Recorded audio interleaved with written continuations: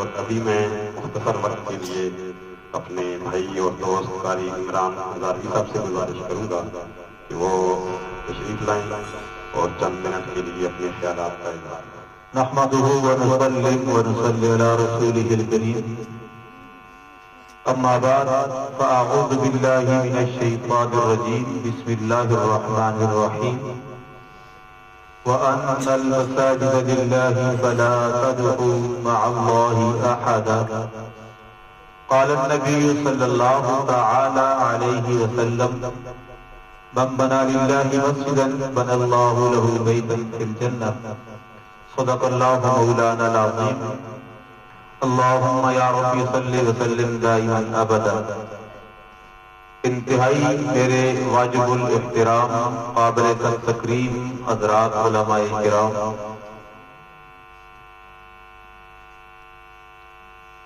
آج کی اس محفل کی زینت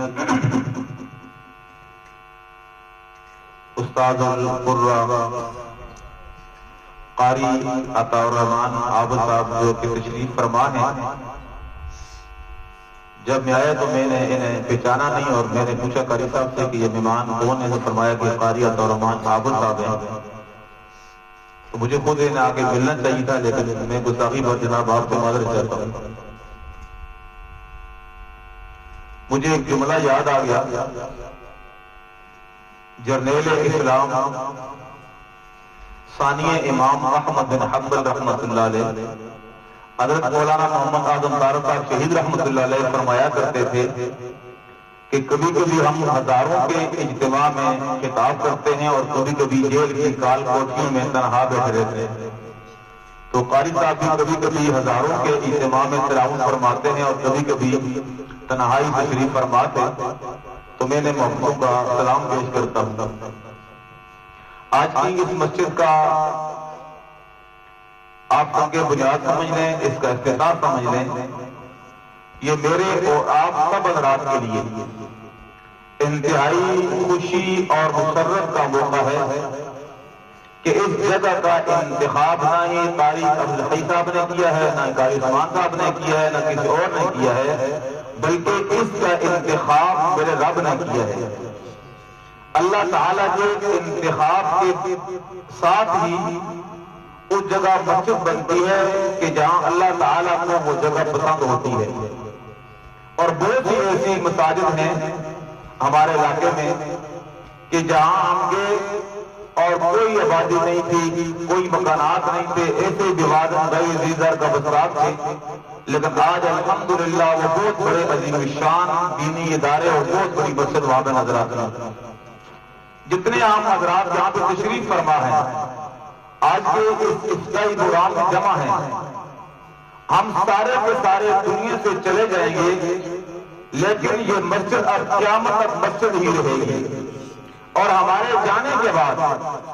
جتنے بھی یہاں پہ لوگ آئیں گے، آبادی ہوگی، عبادات ہوں گی،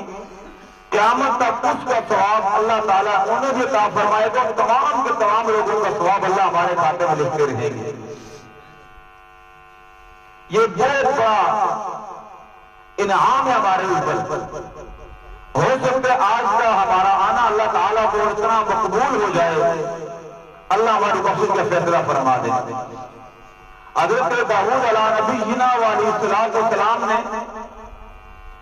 اللہ سے پوچھا، قرآن میں وَنَضَعُ الْمَوَازِينَ الْقِسْطَ لِيَوْمِ الْقِيَامَةِ، ہمارے یہ اعمال تولے جائیں گے۔ اور امام بخاری نے بھی آخری باب میں آخری حدیث میں اس کا تذکرہ فرمایا ہے۔ پوچھے یا اللہ یہ جو اعمال انسان کرتا ہے یہ تولے جائیں گے تو اس تولنے کے لیے کون سا ترازو ہوگا؟ رب العالمین نے فرمایا میرے داؤد اس کے لیے میں نے ترازو کا انتخاب کیا ہوا ہے۔ فرمایا جبریل جاؤ اور میرے نبی داؤد علیہ السلام کو وہ ترازو دکھاؤ جس پر انسان کے اعمالوں کو تولا جائے گا۔ جب وہ ترازو دکھایا تو مشرق کا مغرب اور مغرب کا مشرق، شمال کا جنوب، اتنا بڑا ترازو، اور فرمایا الہ العالمین اتنا بڑا ترازو کہ جس کی لمبائی اور چوڑائی مشرق مغرب شمال اور جنوب ہے، کیسے مارا جائے گا؟ تو رب ذوالجلال نے فرمایا کہ میرے داؤد، اگر کوئی شخص اخلاص کے ساتھ، للہیت کے ساتھ، تقوی کے ساتھ، زور کے ساتھ میری رضا کے لیے اگر ایک کھجور تقسیم کر دے گا، مجھے میری عزت کی قسم، میں اس کھجور کے بدلے میں سارے تراجو کو بھر دوں گا۔ یہ چیزیں تقوی کے ساتھ ہوتی ہیں، للہیت کے ساتھ ہوتی ہیں، اور الحمدللہ علماء نے، علماء اکابرین اور خصوصاً علماء دیوبند نے ان ویرانوں کو آباد کیا ہے، جہاں پہ کوئی نہیں جاتا، جہاں پہ کوئی وسائل نہیں ہوتے، جہاں پہ زندگی کی ضروریات کی کوئی چیز نہیں ہوتی، اور یہ اکابرین اور ان کے ماننے والے جہاں بیٹھ جاتے ہیں، اللہ اس علاقے کو رنگ لگا دیتے ہیں، وہ علاقے آباد ہو جایا کرتے ہیں۔ اور ہم شاید نہ ہوں، لیکن مجھے اللہ کی ذات پہ یقین اور اعتماد ہے، انشاءاللہ عزیز ہم اپنی زندگی میں اپنی آنکھوں سے دیکھیں گے کہ یہ مسجد کی بہاریں آپ کو نظر آئیں گی انشاءاللہ تعالی۔ اور پھر علماء کا مقام، حفاظ کا مقام، قراء کا مقام، یہ بہت بلند و بالا مقام ہے۔ ہم شاید بہت سے لوگ ان علماء کو، ان بوری نشین علماء کو، ان قرآن پڑھنے والے علماء کو اپنی نظروں میں کم ترین سمجھتے ہیں، لیکن انہیں معلوم نہیں ہے جب کل قیامت کا دن ہوگا، رب العالمین کے محبوب حوض کوثر پر، ساقی کوثر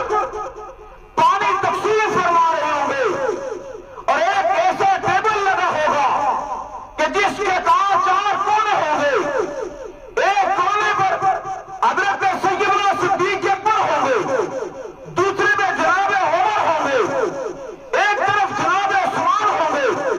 ایک طرف جناب علی ہوں گے۔ اس پیاسی امت کو آقا بدر کریم صلی اللہ علیہ وسلم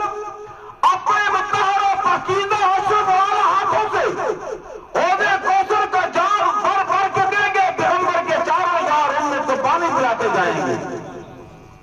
ایک ایسا طبقہ آئے گا، ایسا گروہ آئے گا،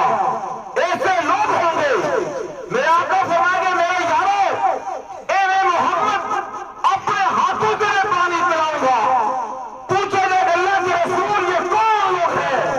میرے آقا فرمائیں گے میری امت کے علماء ہیں، میری امت کے حفاظ ہیں، میری امت کے قراء ہیں۔ جس طرح اب آپ اپنے بیٹے کو چلو بھر کے پانی پلاتا ہے، قیامت کے دن امام الانبیاء صلی اللہ تعالی علیہ وسلم اپنے مبارک ہاتھوں سے ان امت کے علماء کو، حفاظ و قراء کو سے پانی پلائیں گے۔ آپ حضرات دلی کے ساتھ تشریف رکھیں، جتنے ہمارے قدم یہاں پہ لگے، جتنا ہمارا وقت یہاں پہ گزرا، اللہ کی قسم یہ بہت سعادت کی بات ہے۔ اور یہ مسجد تخت الصراع سے لے کر عرص معلیٰ تک یہ مسجد ہی رہے گی، اور جہاں پہ مسجد بن جاتی ہے، جہاں پہ قال اللہ قال رسول کی اسٹینڈ روڈ ہوتی ہے، جہاں پہ تکبیر کی آواز لگتی ہے، اذان کی آواز لگتی ہے، ایک تو جہاں پہ اذان کی آواز لگتی ہے، آج یہ پہاڑ ہے، یہ درخت ہے، یہ ویرانے ہے، اللہ کی قسم قیامت کے دن اللہ کی دربار میں بازار میں یہ کہہ دیں گے اللہ یہاں پہ آپ کا نام بلند ہوگا، اور قیامت کے دن ہماری کو گواہی دینی ہوگی۔ اللہ سے دعا کرتا ہوں اللہ تبارک و تعالیٰ مجھے اور آپ سب کو دین و دین کے ساتھ چلنے کی توفیق نصیب فرمائے۔ اللہ تعالیٰ اس ہماری مسجد کو، ہمارے ادارے کو حق اور حق کا مسجد بنائے، اللہ سے آباد فرمائے۔ جتنے بھی حضرات علماء فقہاء قراء دور دراز سے سفر کر کے یہاں پہ تشریف لائے ہیں، اللہ تعالیٰ اس کا بدلہ نصیب فرمائے۔ میں الفاظ کے ساتھ آپ حضرات سے اجازت چاہتا ہوں، وما علینا الا البلاغ المبین۔